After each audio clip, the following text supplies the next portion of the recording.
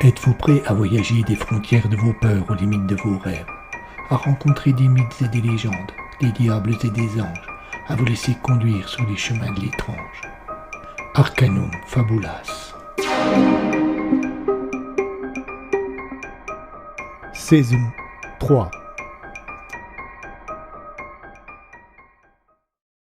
Amaldricus 2, le chemin des enfers, épisode 6.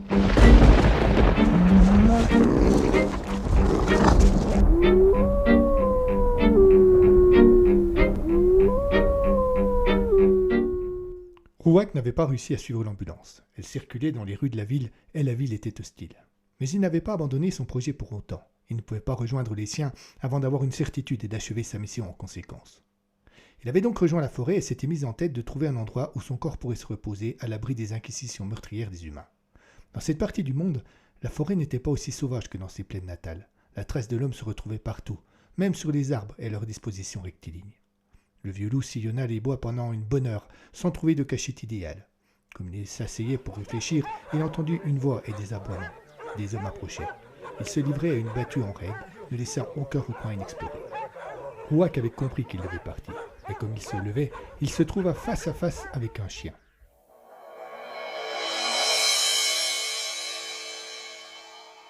C'était un berger allemand d'une taille respectable et d'une carrure imposante, qui semblait tout dévoué à ses maîtres humains. Le chasseur s'immobilisa, plongeant son regard dans celui du chassé. Tous deux restèrent immobiles quelques secondes. Il aurait suffi au chien d'aboyer pour que les hommes, tout proches, arrivent et découvrent Rouac. Mais il restait immobile et silencieux. Il regarda avec insistance le loup. Ce dernier fit de même. Puis, ramené à la réalité par le bruit des battues, il s'éloigna, laissant le chien statufié. Les hommes ignoraient le pouvoir de leur proie. Ils ignoraient qu'elles avaient dans leur rang des alliés. Tout au long de l'après-midi, Rouac échappa sans trop de difficultés aux hommes qui le traquaient. Plusieurs fois, il se trouva nez à nez avec des chiens, également à sa recherche, mais jamais l'un d'eux ne donna l'alerte. La scène se passait de la même façon tout le temps. Le chien s'immobilisait, regardait le loup qui faisait de même. Il semblait y avoir entre les deux un échange silencieux, puis le loup s'éloignait, laissant au chien le soin d'atterrir ses maîtres sur une fausse piste.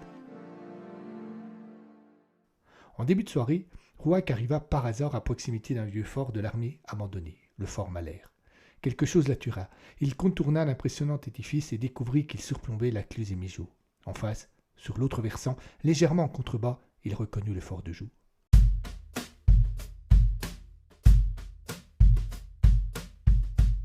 C'était presque pour lui qu'il était venu jusque-là. Il sentit la présence des siens là-bas, et cela lui fit chaud au cœur. Puis, faisant demi-tour, il contempla Malher qui creusait la nuit d'une ombre inquiétante. Il inspecta le lieu avec vigilance et s'assura que le fort était bien fermé et entouré d'un fossé du loup. Puis, il revint du côté de la Cluse. Il avait remarqué de ce côté qu'il pouvait franchir le ravin et entrer dans l'édifice. Prenant un court élan, il fit par-dessus le fossé un bond qui donnait l'impression qu'il volait et atterrit délicatement dans une petite cour. De là, il put pénétrer dans les couloirs en ruine qui s'enfonçaient dans la bâtisse. Il accéda au souterrain et chercha le plus profond et le plus inaccessible d'entre eux. Malgré l'obscurité, il parvenait à se diriger aisément grâce à sa vue perçante, à son instinct et à son odorat. Il passa plusieurs éboulements, trop étroits pour un homme, et trouva enfin une petite cavité sur le côté du souterrain, derrière une énorme pierre qui se détachait du plafond. Il s'y faufila et s'y roula en boule. Il sembla s'endormir, mais rapidement, sous la forme d'une petite fumée blanche, son esprit quitta son corps. Il sortit du fort en planant dans les airs et se dirigea vers Pontarlier. Il semblait se laisser porter par le vent, mais avait en fait un itinéraire bien précis. Il entra dans la ville, survola le collège, les premières usines, la maternité, puis fonça sur l'hôpital.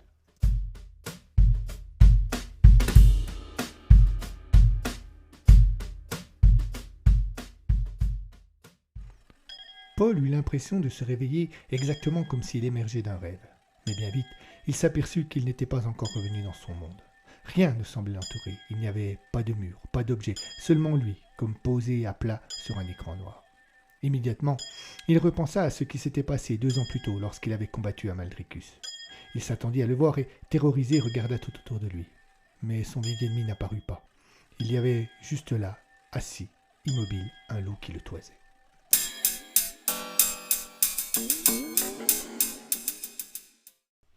L'hiver était précoce. Dès le mois d'octobre, il avait commencé à neiger, puis, au début novembre, le froid avait pris le relais. Les nuits étaient claires, gelées et désertes dès que l'on s'éloignait un peu des agglomérations. La lune était la seule à visiter les couloirs du fort de Joux lorsque le soir était un peu avancé. Et, au milieu de ce silence et de cette solitude, aux frontières de l'angoisse s'élevaient chaque nuit des pleurs déchirants aux origines inconnues qui, par un effet magique, parvenaient à troubler les lumières lunaires. Il fallait plonger dans les entrailles les plus profondes de l'immense château, dans l'endroit le plus oublié, pour avoir une chance de comprendre. Aller observer cet étrange cocon translucide, posé sur le sol froid et séculaire, au travers duquel l'on pouvait deviner une forme vaguement humaine et découvrir, juste à côté, assis sur son postérieur, un puissant loup occupé à pleurer sur ce qu'aurait pu être un cercueil.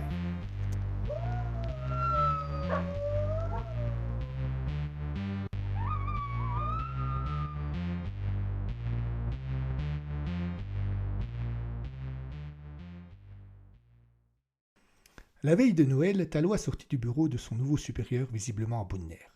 Il descendit les escaliers et quitta le commissariat en claquant la porte. Il suivit la rue de la Gare et pénétra dans un café qui en faisait l'angle. En le voyant entrer, le patron qui connaissait le lieutenant, un habitué, comprit immédiatement que ce dernier était encore en colère. Il pensait encore car, depuis que Blondeau, le nouveau commissaire, était arrivé, le lieutenant avait souvent des différends avec ce dernier. « Alors, Tallois, encore en guerre ?»« Je ne supporte plus Blondeau, il est allé trop loin. » « Tu devrais être habitué pourtant, depuis 4 mois qu'il est là, tu te plains tout le temps qu'il va trop loin. »« Oui, mais cette fois quoi ? Cette fois, il veut faire une demande au procureur pour que soit classée l'enquête sur la mort du commissaire Posen. »« Ah, mais rien n'est résolu. »« Bien sûr, et justement, on n'avance pas, il n'y a rien de nouveau, alors, qu'en penses-tu ? Que s'il le faut, je continuerai tout seul. » Les toits du fort de Joux étaient blancs. Le ciel nuageux était rouge, reflétant les lumières des agglomérations voisines. Vers minuit, en ce 24 décembre, la neige se mit à nouveau à tomber. Quelqu'un sortit du tunnel qui donnait sur le plateau de la Rochette. C'était un homme grand, son visage ridé était sévère, sa bouche fine et serrée. Il avait une balafre sur le nez et une longue chevelure blanche qui semblait dessiner ses épaules. Il était âgé, mais avait le corps d'un athlète, et dans le regard, l'interrogation et la surprise du nouveau-né. Il avança vers les projecteurs qui éclairaient le château et, afin de s'observer avec insistance, il regarda ses mains, se toucha le visage comme s'il le découvrait. La scène dura bien une dizaine de minutes, puis l'homme sembla rassuré. Après 5 mois d'attente passée dans une transe comateuse, enfermé dans un cocon inconfortable, il avait retrouvé son intégrité physique. Son esprit s'était complètement approprié le corps de la femme dont il avait pris possession et avait fini par le remodeler. Amaldricus était de retour. Il était persuadé d'avoir enfin échappé au chemin des enfers. Comme un signe lui signalant qu'il n'était peut-être pas encore au bout, une violente douleur lui frappa la poitrine et s'effaça rapidement. Il pensa que la transformation n'était pas complètement finie. Emma passait son premier Noël seule depuis des années. Après la mort de son mari, elle s'était battue comme une tigresse pour revivre, pour ne pas disparaître dans les affres de la douleur. Elle avait conquis une nouvelle reconnaissance, de nouveaux amis, une autre raison d'exister. Mais Noël, c'était particulier. Pas question de jouer la comédie ou la femme forte dans ce moment où elle avait connu tant de plaisir. Et puis, voir le bonheur des autres s'afficher sans limite, sans retenue, risquait de trop lui faire prendre conscience de ses tristesses. Elle avait donc décliné toutes les invitations, ne voulant surtout pas avoir l'impression d'être prise en pitié. Elle avait voulu cependant fêter l'événement par respect pour son commissaire. Elle avait revêtu une superbe robe de soirée, largement décolletée. Elle s'était fait un grand chignon pour dégager davantage son cou, qu'elle avait entouré du collier de perles que son mari lui avait offert lors de leur dernier anniversaire de mariage. Elle avait commandé un succulent repas qui lui fut livré en début de soirée. Elle prépara une belle table avec un seul couvert et commença son réveillon solitaire.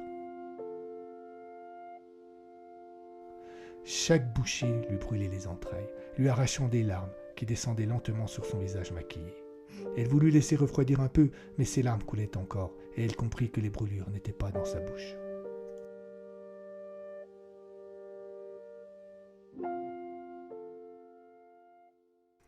Pauline avait de longs cheveux roux et raides attachés en chignon.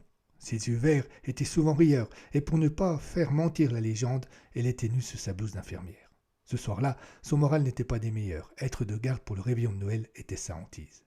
Elle s'était assise dans le petit bureau réservé aux infirmières dans le service médecine 1 du centre hospitalier universitaire Jean Mingeot de Besançon.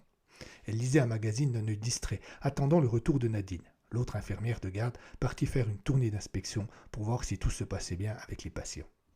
Il n'était pas loin de 2 heures du matin, et Pauline sentait bien que ses yeux, trop peu captivés par cette lecture futile, avaient tendance à se fermer. L'appel de sa collègue la tira de sa demi-léthargie. « Pauline !» criait-elle depuis l'autre bout du service. « Viens vite m'aider dans la chambre 8 !» La jeune femme se traversa les couloirs d'un pas rapide. Elle trouva Nadine occupée à essayer de remettre sur son lit un patient inconscient qui en était tombé. Elle eut un geste d'étonnement qui ne l'empêcha pas de réagir promptement et d'aider sa collègue. « Que s'est-il passé ?» demanda-t-elle en rebranchant les différents appareils après être parvenue à recoucher le malade. « Je n'en sais rien, répondit Nadine qui vérifiait les différents écrans. En passant, j'ai entendu un bruit, je suis entrée et je l'ai trouvé par terre.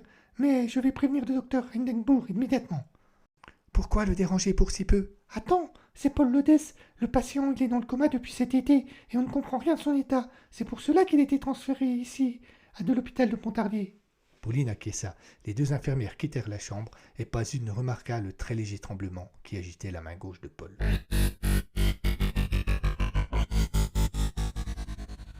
Blondeau était un homme grand et mince. Il avait les cheveux noirs, un léger bouc et le regard autoritaire.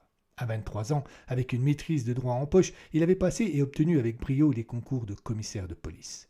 Et, depuis une petite vingtaine d'années, il mettait ses talents qu'il pensait énormes au service de la justice. Sa nomination en Pontarlier, il l'avait prise comme un mal nécessaire, une étape dans une carrière qu'il voulait exemplaire. Il faisait en sorte que le commissariat tourne, qu'il paraisse, mais pas question de réellement s'investir, juste arranger sa propre image. Aussi fut-il contrarié par l'appel du docteur Hindenburg au beau milieu de sa soirée de réveillon. Il fut encore plus excédé en apprenant la cause de cet appel, et c'est sèchement qu'il répondit au médecin, lorsque ce dernier lui relatait l'incident avec Paul, que l'affaire était classée et que cela ne regardait plus la police. Il put deviner l'étonnement de son interlocuteur, qui fut pris au dépourvu. Le commissaire accrocha et continua sa soirée comme si de rien n'était.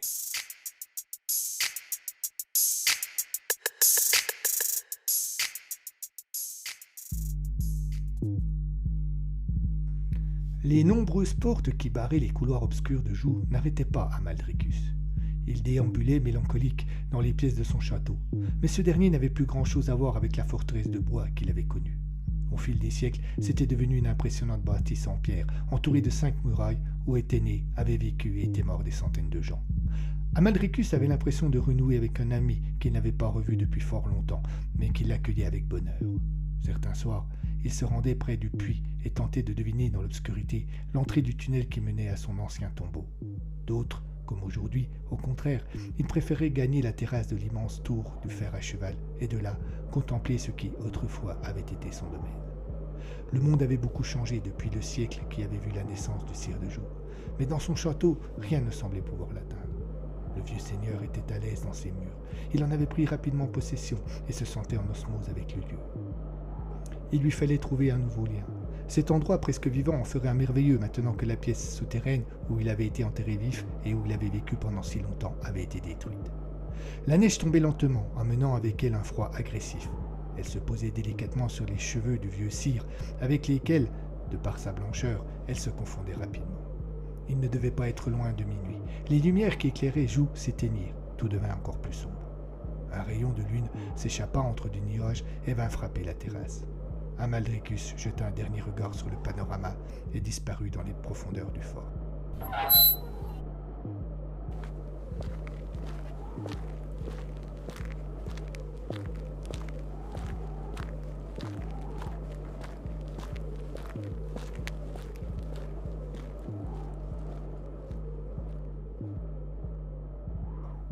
Il avait appris de ses maîtres que chaque chose a une mémoire, les êtres vivants naturellement, mais aussi des objets inanimés, et qu'il suffit de les interroger pour tout savoir. Il lui faudrait un temps incroyable pour acquérir tous les secrets de la vieille forteresse, surtout qu'il ne pouvait s'y consacrer que la nuit. Le château ayant trop de visiteurs la journée, il préférait demeurer dans les profondeurs de Joux pour préparer le rétablissement de son lien.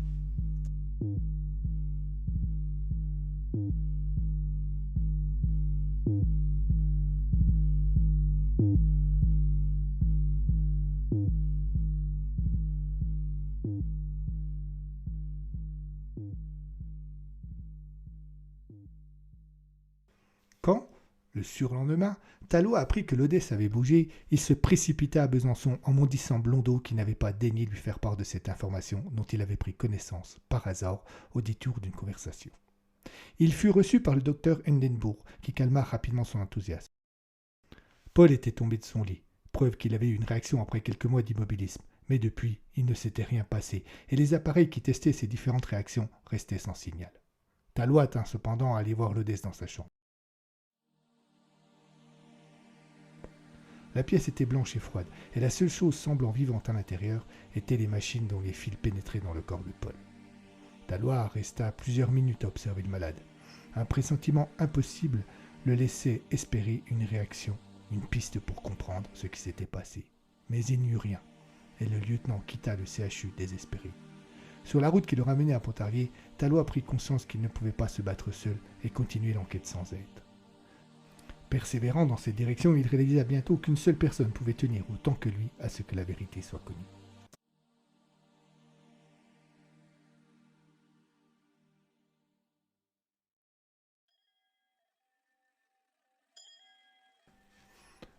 Paul avait une drôle d'impression. Il était immobile dans cet étrange univers à contempler ce loup tout aussi immobile, et il avait pleinement conscience qu'ici le temps ne s'écoulait pas. Soudain, l'animal se leva et s'approcha lentement de lui. Il eut un geste de fuite, mais il ne parvint qu'à chuter, comme si une force invisible le retenait. Il réalisa alors que seul son esprit était présent dans ce monde et qu'il en était prisonnier. Le loup se mit à parler, ou plutôt à penser, mais comme Paul n'était ici qu'une âme, il parvenait à l'entendre. « Je suis Rouac, le loup éternel décrit dans plusieurs légendes, dit-il. Il faut que nous causions. Où suis-je » demanda-t-il sans paraître troublé par l'étrangeté de la scène. Le vieux loup s'assit de nouveau à quelque distance de l'Odesse. Il baissa la tête d'un air navré et déçu. « J'aurais dû m'en douter. Les hommes ne posent jamais des bonnes questions. »« Pardon ?» reprit Paul, surpris par cette réponse de l'animal. « Peu importe où vous êtes. Sachez seulement que je contrôle l'univers où nous nous trouvons, et que c'est moi qui vous y ai fait entrer, et qui vous en ferai sortir, peut-être. » L'Odesse fit un geste exprimant son scepticisme, et Rouac s'en trouva offusqué. « Je n'ai rien à vous prouver, » lança ce dernier, « mais je tiens à ce que nos relations soient franches. C'est à ce prix que je pourrai être sûr des informations que vous me donnerez. » Paul ne comprenait rien au délire de l'animal. L'idée qu'il était en train de rêver lui traversa l'esprit l'espace d'une seconde. Mais il l'effaça bien vite, car lorsque l'on fait un rêve, aussi réaliste soit-il, il y a quelque part au fond de nous un bout de conscience qui nous rappelle que ce que nous traversons n'est pas la réalité. Or ici, rien de tout cela. Paul n'était pas mort, il ne rêvait pas non plus. « Voyez ceci !» dit le loup. Il leva la tête comme pour pousser un hurlement, mais aucun son ne sortit de sa gueule, juste une petite buée, en tout point identique à celle que produit chaque être vivant respirant dans un milieu froid. Mais au lieu de disparaître, cette buée s'étoffa de manière exponentielle, jusqu'à occuper tout l'espace qui entourait les deux protagonistes, et devint rapidement un écran sur lequel Paul put distinctement contempler son propre corps étendu sur un lit d'hôpital. Le loup eut un nouveau geste de la gueule, et tout redevint sombre. « Vous voyez bien, dit-il, je suis le maître ici. » Comme chaque jour depuis la mort de son mari, Emma entra de bonne heure dans le cimetière ce matin-là. Elle le traversa rapidement pour se rendre sur la tombe de son défunt époux et y déposa une rose rouge après avoir enlevé celle fanée de la veille. Par ce rituel quotidien, elle accomplissait ainsi la dernière volonté du commissaire sans toutefois vraiment la comprendre. Elle sécha ses larmes pour redevenir la femme forte qu'elle était, du moins en apparence, et regagna sa voiture.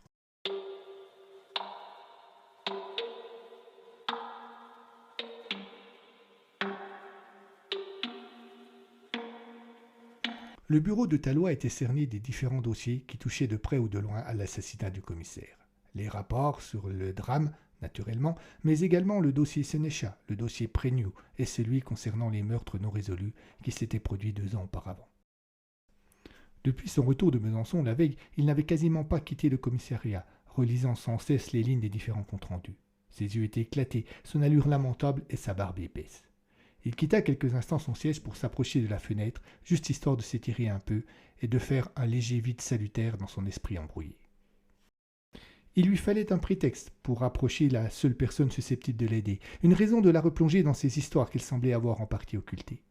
La neige ne tombait plus, mais le ciel était gris ce matin-là, et ce sale temps que Tallois découvrait au travers de la vitre était en parfaite adéquation avec son humeur. Blondeau entra dans le bureau sans frapper. Sa mauvaise humeur avait effacé ses fameuses bonnes manières. « Tallois, je vous ai donné l'ordre de cesser l'enquête concernant l'assassinat du commissaire Rosen. Nous avons d'autres cas plus urgents et plus importants à traiter que cet accident. Votre insubordination va vous coûter cher. » Le jeune lieutenant était trop fatigué pour s'emporter, mais il n'était cependant pas disposé à se laisser faire. Il tourna le dos à la fenêtre pour faire face à son supérieur. Il prit son temps, plusieurs secondes, s'approcha calmement de son bureau et joua distraitement avec un petit bibelot qui y était posé, avant de répondre sans aucun accent d'énervement. « J'ai vu les loups, j'ai senti le souffle insupportable de celui qui m'a mis au sol. Mais surtout, j'ai vu un homme que je respectais se faire trancher la gorge d'un coup de patte. Ces animaux n'agissaient pas au hasard. »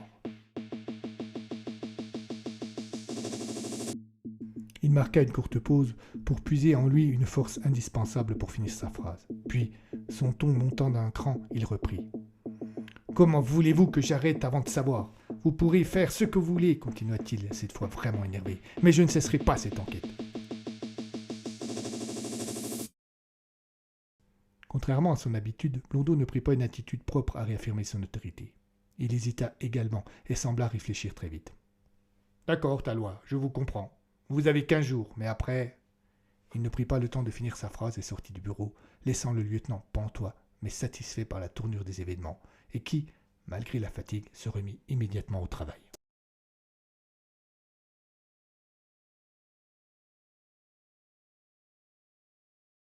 Un peu avant 18 heures, en même temps que la nuit, revint la neige. Elle ne tombait pas paisiblement comme elle l'avait fait jusque-là depuis le début de l'hiver. Poussée par un vent violent, elle se déchaînait dans une véritable tempête qui conduisait les rares personnes encore dehors à rejoindre au plus vite leur maison. Il en fut ainsi une bonne partie de la soirée. Quand Amaldricus quitta son repère pour aller se promener dans Joux en compagnie de son loup, il put par une fenêtre assister à cette colère naturelle. Il resta un instant comme fasciné par ce spectacle qu'un temps il avait eu peur de ne jamais revoir.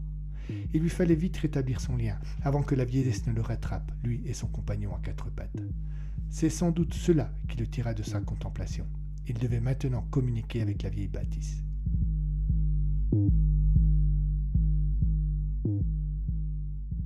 Il se laissa guider par son instinct et par la mémoire qu'il avait puisée dans les murs du vieux château afin de trouver le cœur de celui-ci, l'endroit exact où toutes les énergies de l'imposante construction convergeaient.